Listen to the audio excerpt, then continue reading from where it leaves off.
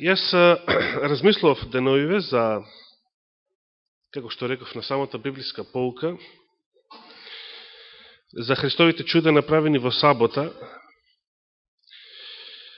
Самата библиска поука некако, случајно или не, ги се погоди да ги спомене токму оние исцелувања, кои што и онака беа наред да ги кажувам во серијата примери на исцеленијата во Библијата. Започнавме веќе со претходните две саботи, започнавме да ги проучуваме исцеленијата извршени во Новиот Завет, поточно во Евангелијата извршени од самиот Господ Исус Христос на земјата. Нема да ги повторувам, значи, примерите кои што веќе поуката ги спомена и за кои што разговаравме, особено не. Значи, примерот со исушената рака, дали е добро да се прави, дали е дозволено да се прави добро во сабота, магарињата, ослињата и така натаму, што ако паднат во јама. Имавме вчера прилика со брат Борче, видовме една убава проповед од пастор Стивен Бор, кој што малку на почетокот се допре до оваа тема и рече, за евреите, животните биле поважни од луѓето. Значи, не Господ, туку евреите гледале во животните, во овцата, во магарето, гледале пари, значи, бизнис, не дека тие ги љубеле животните, од љубов, па затоа сакале попрво на животното да му помогнат во сабота, отколку на човек. Туку затоа што животното носело пари, профит. Но човекот, ако не ти бил роб, значи ако не бил во функција на животно, да му помогнеш во сабота, било греф. Спротивно на тоа, Господ покажува дека за него човекот е побитен од саботата. Не само што тој самиот е побитен како Господ, туку секој човек е побитен од саботата. Само патем ќе ги споменам две други чуда на исцеленија, извршени во сабота. Се сеќавате, некаде на почетокот на Христовата мисија, Христос држи проповед во еврејската синагога во Капернаум. И што се случува? Во Капернаум, одеднаш неговото богослужение, некој му го прекинува, настанува неред. Кој е тој што му го прекинал богослужението?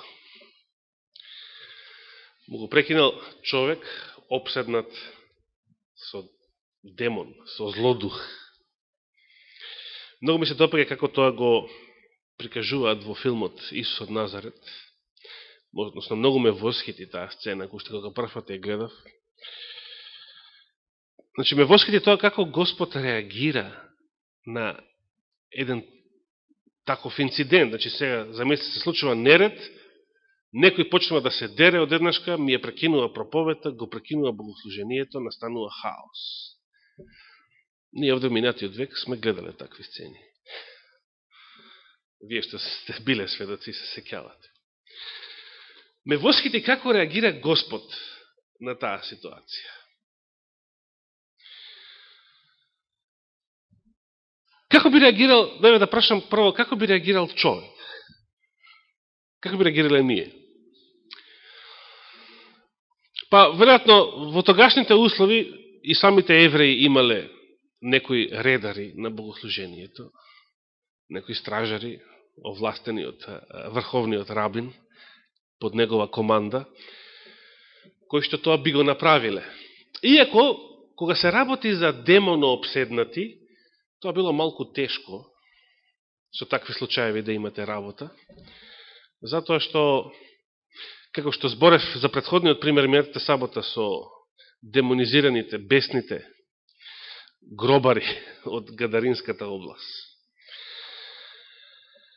Нив, ниту војска, ниту полиција не можела да ги скроти. Едноставно, не постоела човечка сила што можела демоно обседнатиот да го остави под контрола.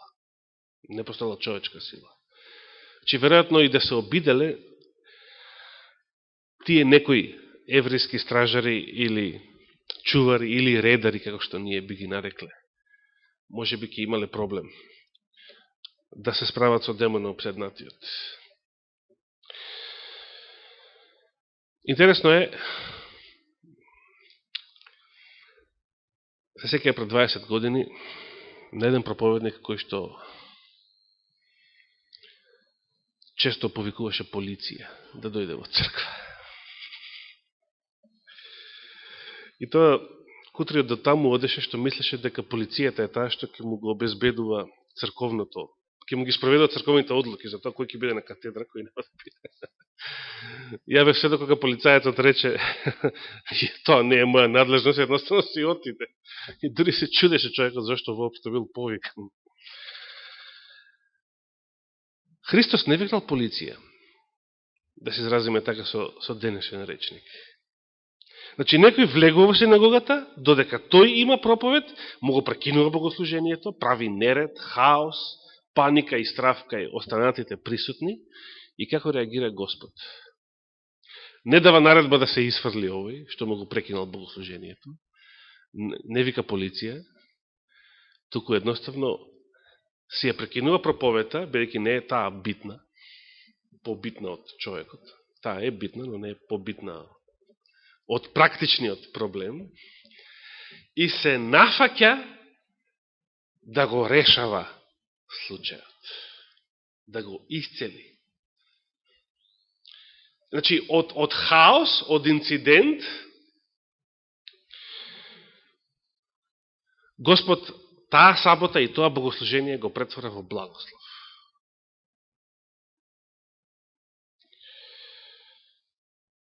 Да викне полиција, или да можеа еврејските редари да го изфрлат бесниот, како ќе останеше таа сабота во сеќавањето на присутните? Во меморијата? Лошо се разбира. Како нашата сабота, 28. јуни 1994.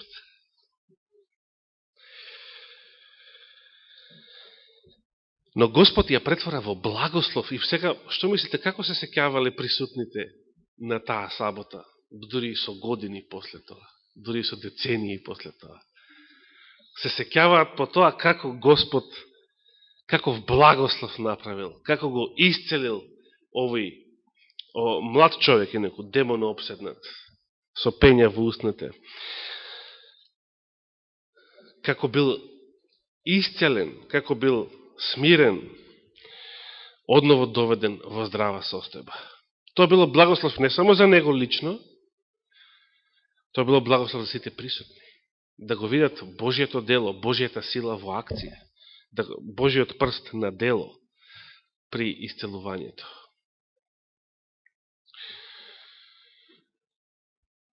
И навистина токму со тие зборови, што ги цитираше брат Борче, саботата е дадена за човекот, а не обратно, е смисолот, во тие зборови се наоѓа смисолот на тоа дека човекот е побитен од саботата.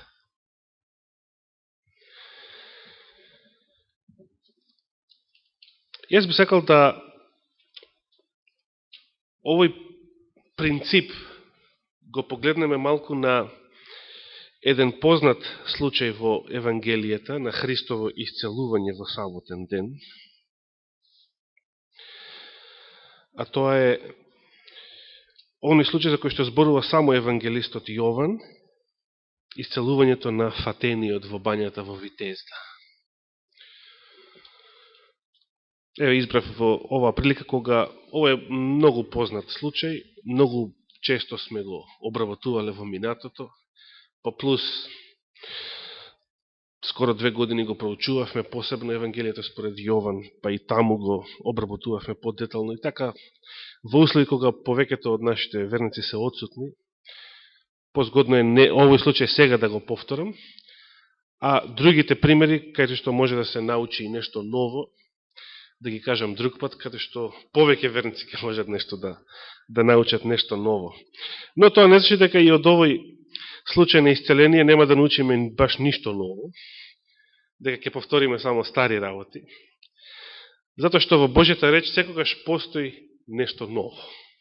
Секогаш, во секој текст, во секој пример што го читаме, постои нешто ново. Значи, кога отвориме во Евангелието според Јован, 5 глава, потоа имаше еден празник јудејски, мнози не веруваат дека се работи повторно за Пасха, иако тука не е именувана.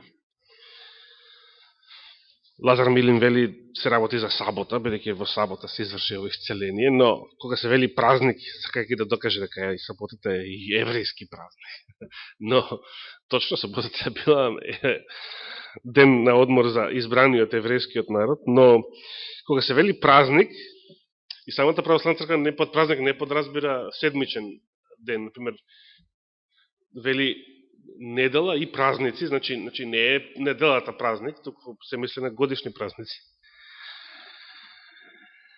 Се мисли значи на годишен празник и овдека, иако не се именува, а мнози наверуваат според посредните докази дека се работи за втората Пасха од Христовата јавна служба во Ерусалим.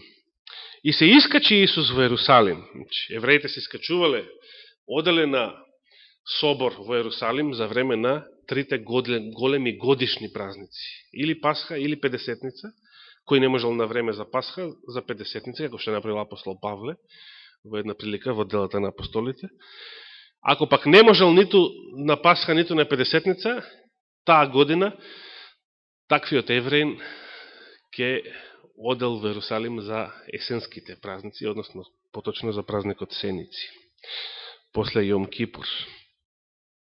А во Ерусалим, кај овчета порта, има бања, по еврејски наречена Витезда, односно Бет Зата,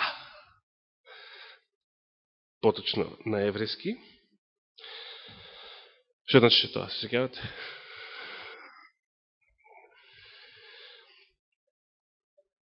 Дом, Бет значи дом, нели? Дом на милоста.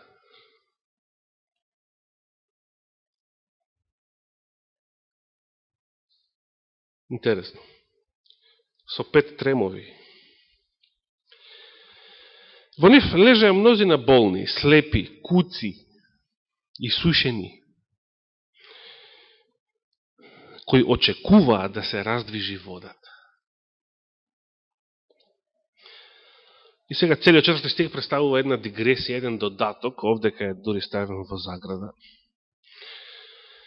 Мнози не се занимаваа на времето, се сеќавам дури адвентичката библиска полка пред 11 години, дали овој стих е автентичен или не е, и така натаму. Зашто од време на време во бањата слегуваше ангел Господов и ја раздвижуваше водата, и кој прв ќе влезеше по придвижувањето на водата, оздравуваше од каква било болест да боледуваше. Овој стих е автентичен, значи, навистина го напишал апостол Јован, меѓутоа, често пати не е добро преведуван. Значи, бидејќи се работи за дигресија, стихот треба да се преведе зашто од време на време во бањата слегувал. Значи, Јован наведува дека такво било верувањето на луѓето, дека ангел Господов слегувал и ја раздвижуваше водата. Од таму се случуваше навистина некакво чудо. Ова не е лага. Меѓутоа, луѓето толкувале дека тоа ангел Господов го прави. Како што денес би рекле дека ако се случува некој чудо, дека тој светец го направил чудото. Затоа луѓето биле таму собрани, сакајќи да влезат. Кој попров ќе влезе, ќе оздрави. Много интересно. Карактерот на ваквото чудо, на ваквите исцеленија не одговара на Господовиот карактер, значи, ривалство, па кој прв ќе влезе, тој ќе биде исцелен. Можеме да речеме слободно, затоа што карактерот го издава ова дело, дека што и да се случувало таму, и вистинско излекување да се случувало, тоа сигурно не било од ангел Господов. Но народот верувал така. Тоа народот верувал така. Не е тоа толку битно. Библијата не ни кажа понатаму дали тоа било вистинско исцеление на тие што први влегувале во водата кога ќе се придвижи истата. Каква врска има придржувањето на водата со исцелувањето пак? Дали тоа е некој вид джакузи, хидротерапија? Не верувам дека баш овие болести тука споменати се лекуваат со едноставно влегување во движечка вода. Или во джакузи.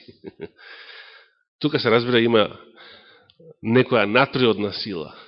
Но од карактерот на делото, значи ривалство кој прв ќе влезе, слободно можеме да заклучиме дека не бил во прашање Господов ангел, но Јован наведува така за да каже дека народот така верувал. Имаше таму еден човек кој боледуваше 38 години. Кога Исус го виде како лежи, знаејќи дека многу години боледува, му рече: сакаш ли да оздравиш? Какво прашање? 38 години болен, сакаш ли да оздравиш? Зошто Господ поставува вакво прашање?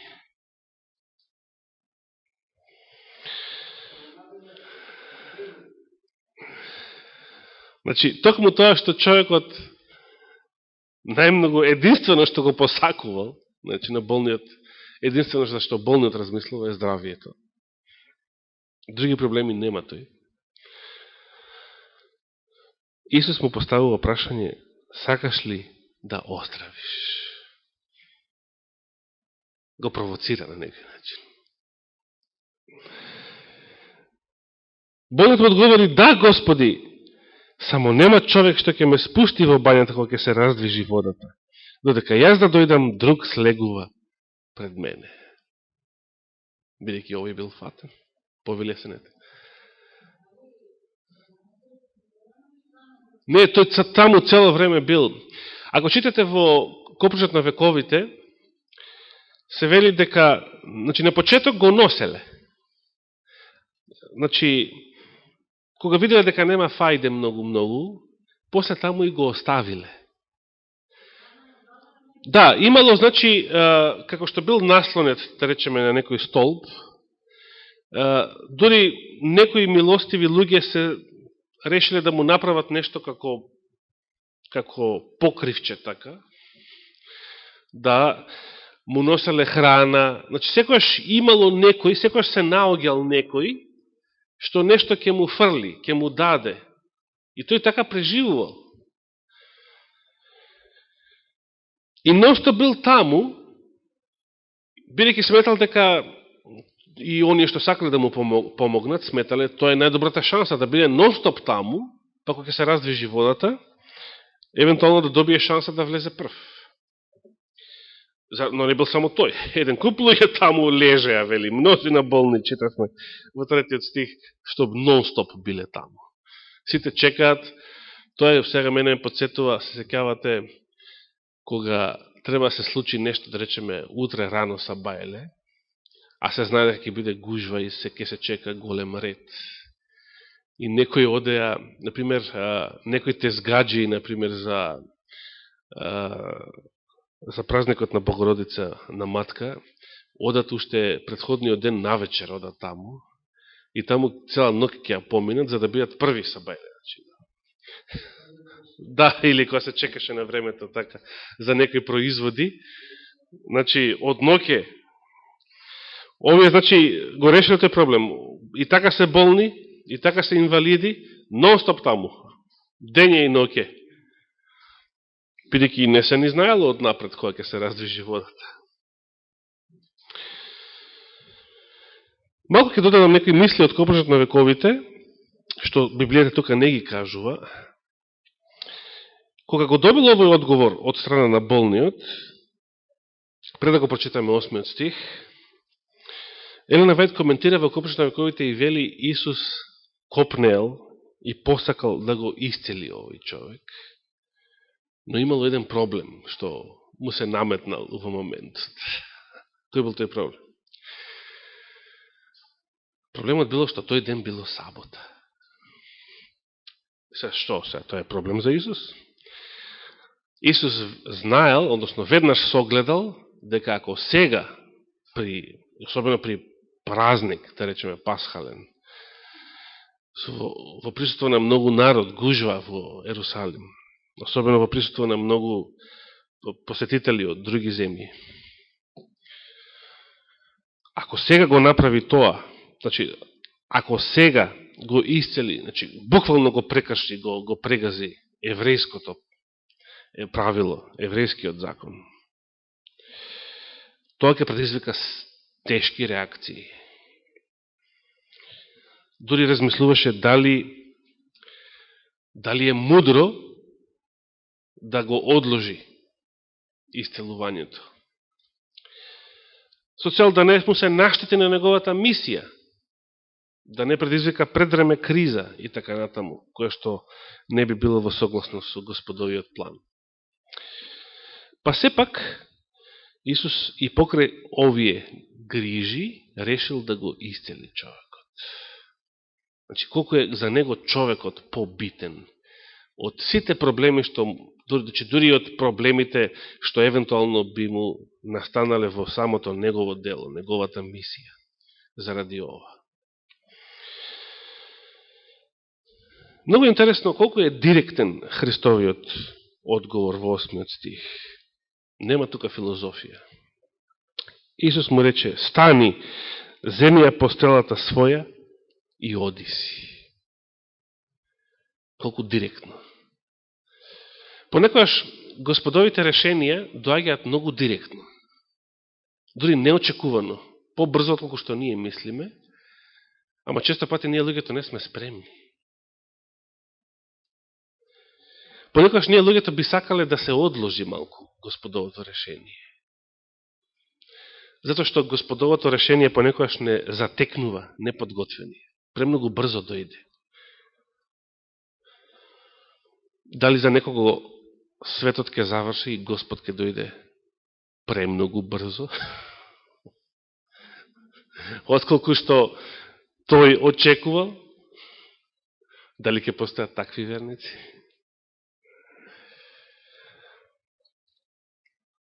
Значи, човекот му одговора, да, Господи, сакам, но нема кој да ме внесе внатре, додека, кога ќе се раздвижи водата, додека јас влезам, друг влегува пред мене. И одеднаш, без да коментира за тоа, Христос му вели, стани, земи ја постелата своја и оди си. Што ќе беше така, човекот почнуваше вака да реагира, па, чекај, па како се, па не се раздвижила водата, па зарем може овака. Што ќе случи ако почнуваше вака сега да се прашува, да се сомнева, да си го буни умот? Немаше да биде исцелен. Знаете ли зашто?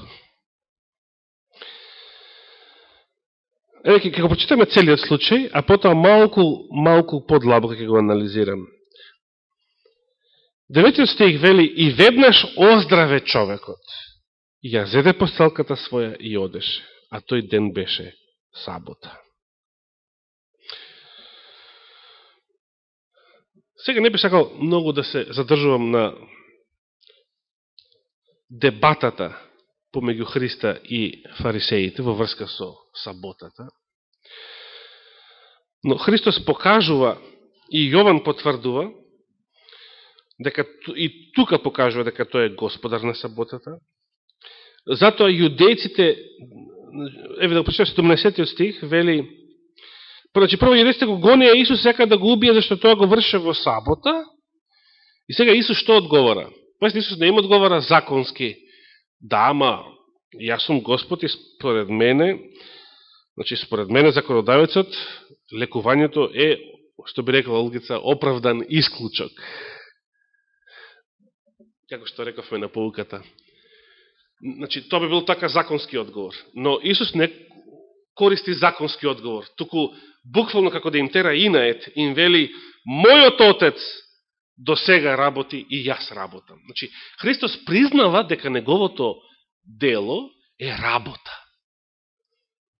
А законот вели, во тој ден не врши никаква работа. И сега, како тоа? Може да обрезуваме деца, а не може да лекуваме? Значи, кога заповета ја примаме законски, тогаш бара законско толкување. Секој закон мора да се толкува. И автентично е толкувањето на законодавецот, на оној што го дал. Исус се повикува на тоа дека неговиот Отец цело време работи, кога се работи за спасение на душите, затоа нема сабота. Како што цело време се одмара од делата на првобитното создавање, кога зборува во шутка за Божиот покој. Цело време се одмара од тие дела, а од тогаш натаму пак спротивно на тоа цело време и работи за спасението на душите, на луѓето. И сега затоа вели 80 стих, затоа и одеците уште повеќе сакаат да го убијат, бидејќи не само што ја нарушуваше саботата, туку и Бога го нарекуваше свој Отец, правејќи се еднаков со Бога. Да, интересно е, види како евреите убаво си сваќале дека ако си Божи син, то не значи дека си помал од Бога, туку дека си еднаков со Него. Го немале овој проблем што го имаат денешните адвентистички теолози. Но тоа е друга тема. Да, Исус одговара на начин за да им покаже дека човекот е побитен. Да, ја нарушувам саботата. Да, ова го работам ја, да. Затоа што и мојот Отец работи. Се работи за спасение, се работи за душа. И знаете, после во онаа друга прилика која што не е исцеление, туку глад, тој ги наведува примерите на Давид од Стариот Завет. Па и Давид јадеше од лебовите кога тој беше гладен и неговите другари, што не смееше никој друг да ги јаде, освен првосвещеникот. Односно, освен свещениците во храмот. А исто така вели, значи, и Давид прекршил некој Божи закон, затоа што е побитна човечката потреба. Значи, гладот во тој случај. Понатаму го наведе оној пример, а свештениците секоја сабота ја нарушуваат саботата, затоа што свештениците секоја сабота работат повеќе од другите денови. Во сабота имало повеќе работа во храмот за свештениците и повеќе работа во светилиштето пред храмот, отколку во било кој друг ден во седмицата. Меѓутоа, бидејќи нивното дело е свето дело, значи, светото дело, во случајов делото на спасението, што било символизирано со старозаветните обреди и служби, е побитно од секој закон. Душите се побитни од секој закон. Но, понатаму да не се занимаваме со тоа, значи со саботниот аспект, би сакал само, бидејќи така имавме малку покусо време за оваа проповед, што е добро, бидејќи добро е да се искажете се што требаше да кажете за време на поуката, особено кога сме вака во помал број. Па не беше потребно ни оваа проповед да биде долга. Да се вратиме на 8 стих. Тука, ако се сеќавате, кога прв пат гостуваше црквата од Врање, кај нас пред 4 години, имав поставено пред сите верници прашање. Значи, Исус му рече, стани, земи ја постолката своја и оди си. Првото прашање беше вака. Значи, има две прашања поставени. Кога Господ ја дал силата за оздравување? Тогаш кога го заповедал ова, стани, земи ја постолката своја и оди си, или тогаш кога болниот поверувал? Значи, ова беше малку збунувачко прашање и тогаш. Значи, прашањето е кога Господ ја дал силата за исцелување. Сега, пред да го одговорам ова прашање, го поставив и второто, а второто ви помага да го одговорите првото. Второто прашање е кога болниот ја примил Божјата сила? Тогаш кога Господ заповедал или тогаш кога тој поверувал? Уште еднаш. Прво прашање. Ке ти дам збор. Само да го повторам прашањето. Прво прашање. Првото прашање гласи, кога Господ ја дал силата за оздравување? Тогаш кога рекол, стани, пред да поверува. Точно. Значи, тогаш кога Господ рекол, стани, тогаш и ја дава силата. А кога болниот ја прима, значи, Господ може да даде. Господ и денес дава еден куп дарови и благослови. Дали ги примаме ние или ќе се отидеме празни од овдека, тоа зависи од нашето срце. Но Господ дава. Замислите сега некоја сестра тука да подготвила ручек за сите нас. Дори пред да не обавести или да ни се најави, или пред да биде најавено уште од порано дека денес ке имаме заеднички ручек.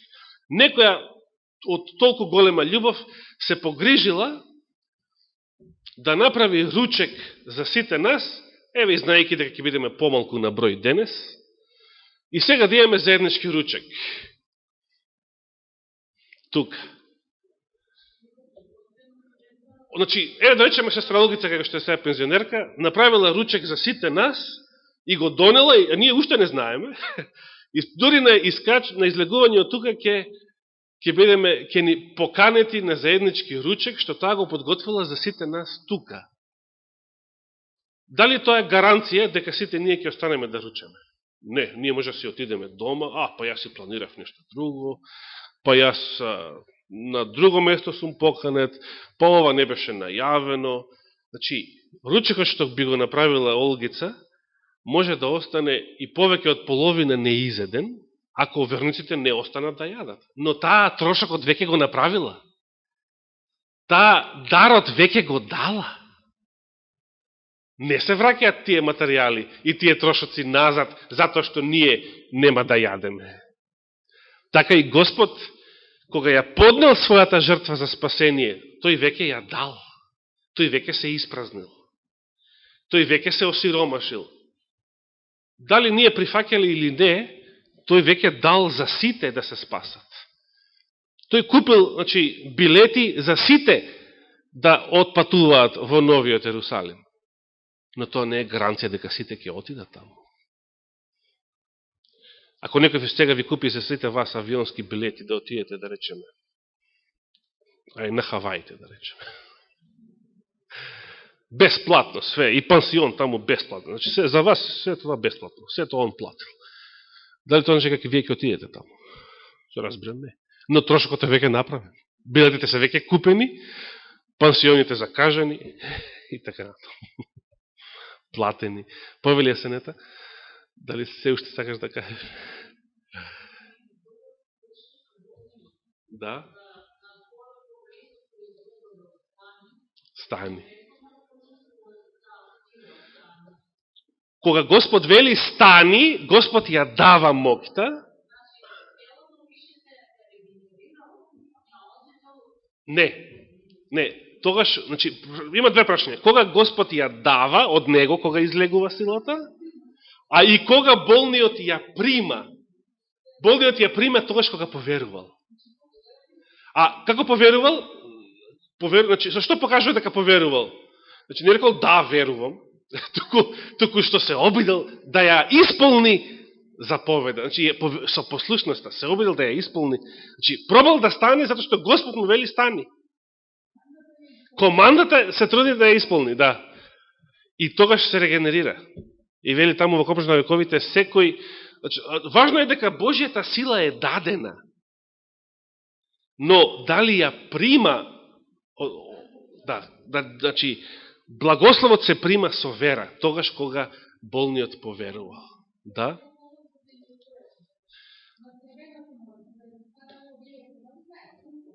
Да.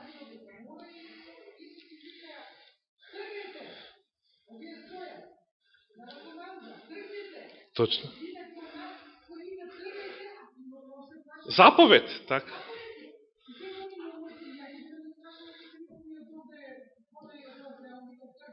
Позади војска пред тебе вода. Да.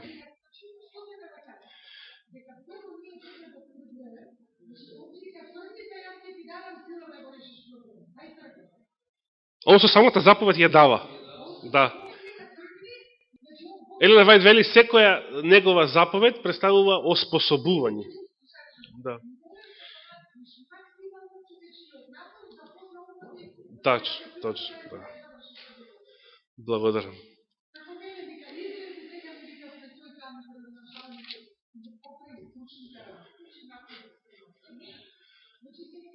Како се каже Илчо Захариев.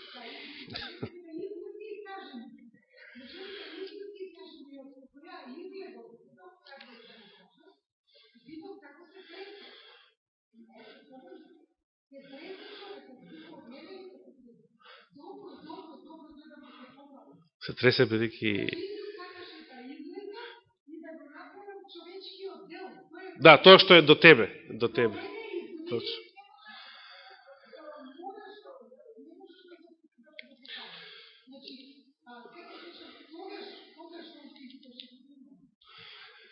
Значи, оно што е битно да разбереме е дека секогаш иницијатор не само за спасението, не само за исцелението, воопшто на почетокот за создавањето, за било кој добар дар што доаѓа од озгора, иницијатор е самиот Господ. И тогаш кога неговото слово или заповед вели направи или тргни или стани, тој веќе ја дава силата, способноста. Тој веќе го дал дарот, но дали ние го прифаќаме или останува да лежи дарот пред нашата врата, тоа зависи од нашата вера. Дали ќе влезе кај нас тој дар, дали ќе го добиеме тој благослов, тоа зависи од нашата вера. Интересно е, ја имам впечатлок дека мнозина луѓе на Христовата заповед стани би реагирале онака збунето, како да станам, па сакат сум како да станам. Па не се движи водата, како да станам без да влезам у водата. Едноставно би се збунили луѓето. Христос дава полесно решение од оно на што луѓето навикнале. Луѓето ќе чекат да се придвижи водата, или треба да отидат до тој манастир, кај таа и таа икона, или кај таа и таа чешма. Христос дава полесно решение. Еве веднаш тука, стани. Земи ја постелката и оди. И се што треба на тоа едноставно решение, Божите решения се едноставни, е вера. И тоа чиста, едноставна вера. Едноставна вера.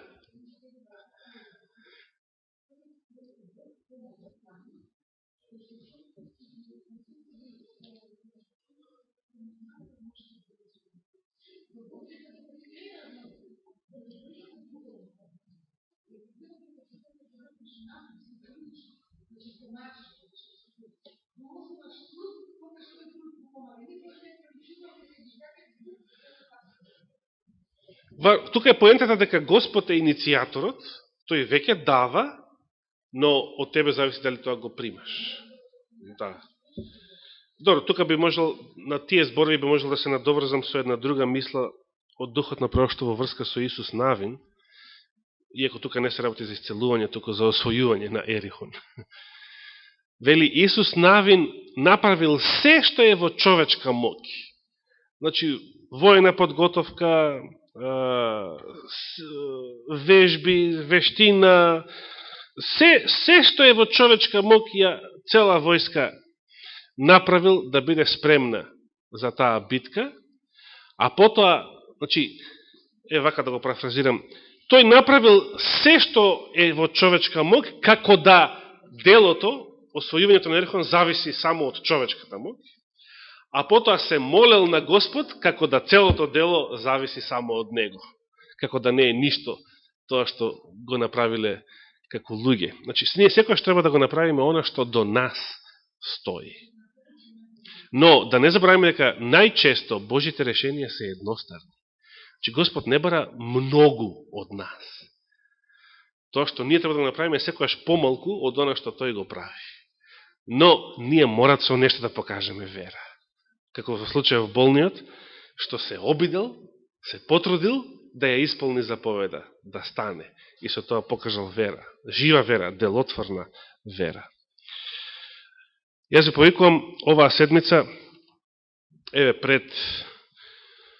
очекувам дека ќе биде благословена следната сабота за мнозина од вас, што ќе присуствувате во Кавадарци, а и за мнозина кои што ќе останат тука. Но посебно очекувам да Господ направи благослов, да се коригирам, значи посакувам Господ да направи благослов во врска со исцелување на сестра Мимица следната сабота. И ви повикувам и вас да постите и да се молите за тоа во текот на оваа седмица. Нека биде Божјата волја. Нека му е фала и слава. Амин.